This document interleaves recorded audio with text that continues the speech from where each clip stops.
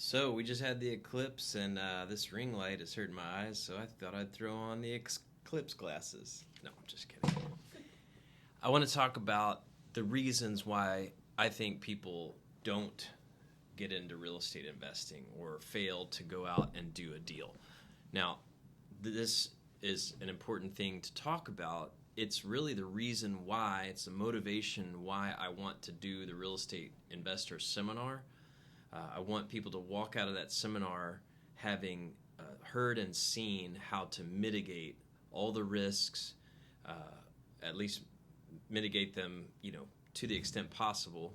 There's always some risk, but I think that people just have a lot of fear, and there's a lot of myths around being a landlord and owning income property, whether it's residential or commercial. So let's talk about some of the things that people are afraid of. Well, one of the most obvious that everybody tends to go to as well, repairs. I don't want to have to be fixing toilets in the middle of the night. And I love that one because my standard response has become, well, do I look like somebody who fixes toilets in the middle of the night? Like, no. I had the same thought when I was getting into real estate investing. It's like, but my mentality was, well, how do I not fix toilets in the middle of the night? And I educated myself, and the first part of it was education around the lease contract itself. That's the document that really sets out landlord-tenant responsibilities and consequences. The second thing I educated myself on was the Texas Property Code. This is the state law that governs landlord-tenant situations, laws, rules, and what happens if they're broken. These aren't, exciting reading, but it's important. It's not rocket science, and it's not too hard to get to. Moreover, you don't have to memorize the stuff because you're going to have a copy of the lease on your computer. The Texas Property Code, Chapter 92, is readily available on the internet. You can look it up at any point in time. There's a searchable PDF you can download. It's so easy to find the answers. So that's just one example. I don't want to be fixing toilets in the middle of the night. Well, you don't have to if you construct a lease that states that that is not a landlord responsibility, that that's a tenant responsibility. Plumbing stoppages. Okay, this is very standard. But if people don't know any better, or maybe they had a bad experience because they didn't know any better, then they think, well, gosh, owning a rental home means I have to do things I don't want to do. I have to maintain the home. I have to fix toilets. And that's just not the case, right? If you think about it, there are some really successful investors out there who own hundreds of rental properties all over the country. It would be physically impossible for them to do anything to some of their properties. They'd have to get in an airplane and fly there. Moreover, it would be, frankly, bad customer service to your tenants if the landlord has to be the guy or girl that's maintaining and fixing things when they go wrong. Imagine it's 98 degrees and humid in summertime in Houston, Texas, and the air conditioning breaks. They don't want me being the AC guy, right? They want a licensed, qualified AC technician as soon as possible to get their AC running. Both landlord and tenant want that.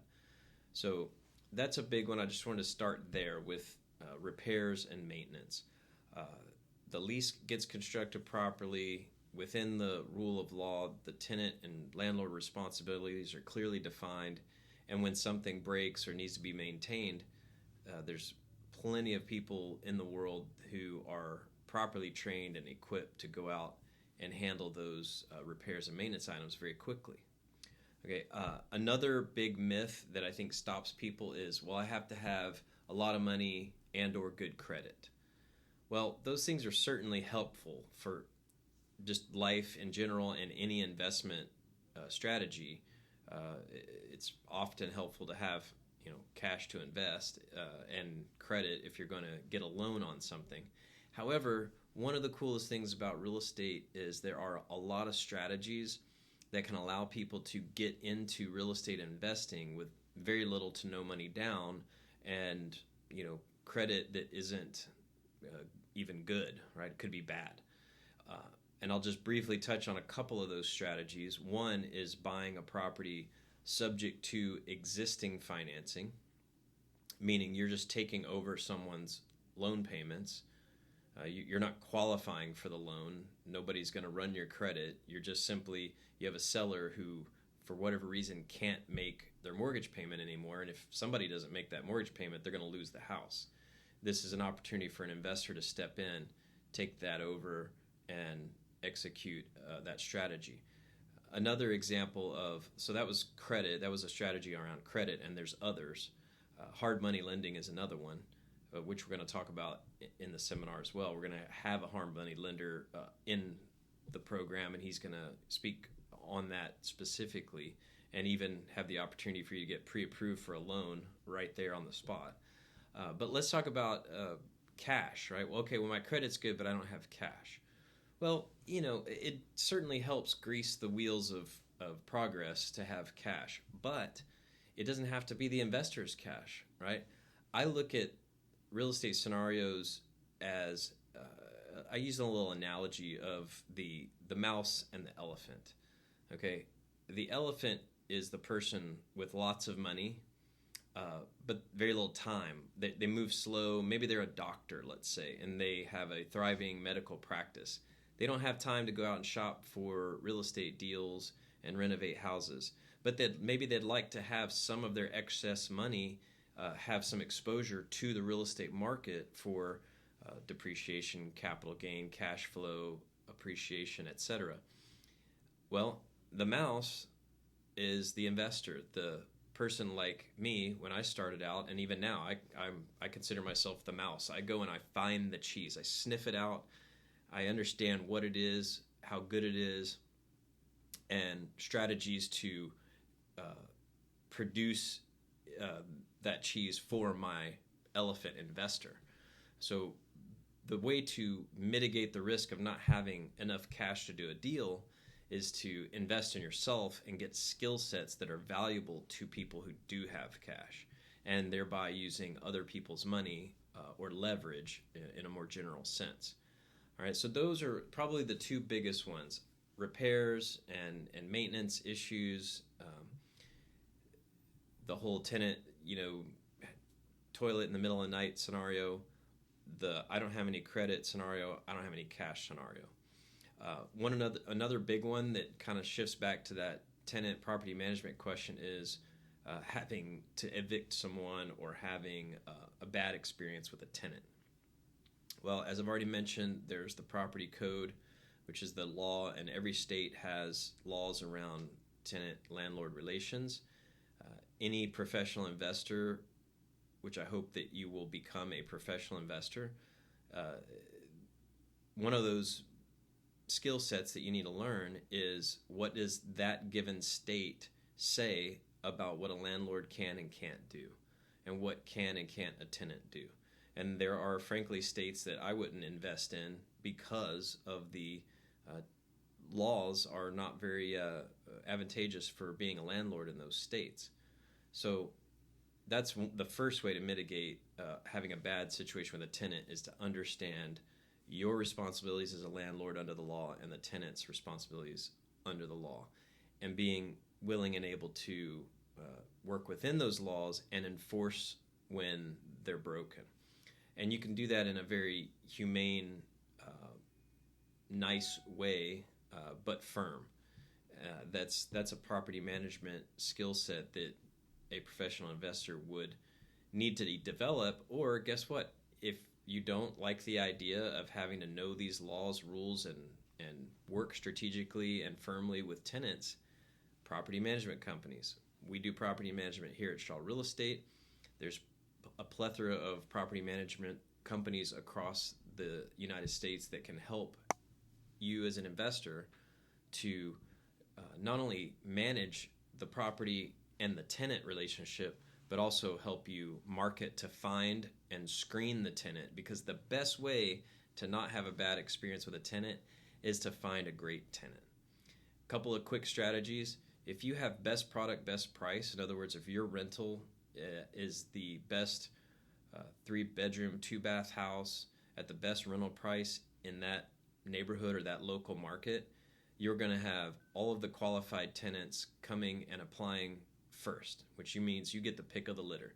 Then you need to have a best practices process, or a process following best practices, to vet that tenant through your standard application. There's probably 100+ ways to have a tenant apply and have their background checked, have their credit pulled, make sure that they don't have evictions, credit problems, criminal problems. And then, we go a step further than just pulling a report, because frankly, not everything comes up on a report. We go ahead and we verify, to the extent possible, the information that's on their application by calling their current or previous landlord, calling their employer and verifying that their income is real and true. And we kind of cross-check and try to find out if there's anything that's incorrect or misleading on the application. So there's more to it, but that's just a brief overview of how to prevent a bad experience with a tenant. Is first off, get a great tenant in the beginning through best product, best price, and a vetting process, and then keep that tenant through great property management. So those are some of the scarier sort of large things that people worry about, I think, in terms of thinking about getting a rental property for income. And here's one that may not be quite so prevalent, at least not across the country, but here in the Houston area, we have little things called hurricanes. And in 2018, Hurricane Harvey came, 17 or 18? 18. And boy, did it do some damage. A lot of flooding. I mean, record epic flooding. We're not the only place that has flooding. There's, I think, flood zones in almost every state in the country. And if there's not floods, there's tornadoes. If it's not tornadoes, it's wildfires or something else. So, gosh, what happens if I buy this rental property and it gets destroyed by nature? Well, that's where insurance comes in. You see, I actually have had rental homes destroyed by hurricanes, and I made money. To this day, one of the best return on investments that me and my partners had was a deal that got 2 enormous trees fell onto it from Hurricane Ike. We got paid off in full by the insurance company. The house was totaled. We had already made money in the first tenancy that was in there. We had cash flowed. And then when the insurance company paid off, we paid off our underlying financing. We kept the cash difference. So we exited the property, but we still owned it. And we were able to sell it at lot value to another investor for cash flow via a seller take-back situation. So, yeah, I mean, was it scary when I drove up to the house and saw limbs penetrating through the house in several directions, and it was completely flooded by rain? And yeah, it was a little bit of a pucker factor moment, but insurance stepped up and took care of it. So the risk of fires and flooding and wind damage is mitigated by insurance. So having a great insurance agent is where you want to be. And I've had several great insurance providers over the years, and we're going to have one at the seminar who's going to speak to you about what he sees as the most important information for an investor to know, and he'll be a person right there in your contacts to get your first insurance quote for your rental property, because a landlord policy is different from a typical homeowner's policy. Well, I think I've covered the big parts of what people are afraid of. How long is this video? Very long. We talked about toilets, no credit, no cash, tenants, and tornadoes or storm damage. These are some of the biggest fears that investors have that holds them back from getting into real estate investing, and I hope this video has helped show you how you can mitigate all of those. And don't forget to sign up for our real estate investor seminar, both virtual or in person, at the link in the comment, at the link below. I guess it's in comments. I don't know. I'm not a YouTuber professional yet, but the link's going to be in there somewhere. Click it, get your ticket. We are going to sell out. It's April 20th, and it's going to be a great seminar. You're going to walk out with everything you need to know and some a cash flow evaluation spreadsheet and some other resources to be able to go out and do your first rental property investment.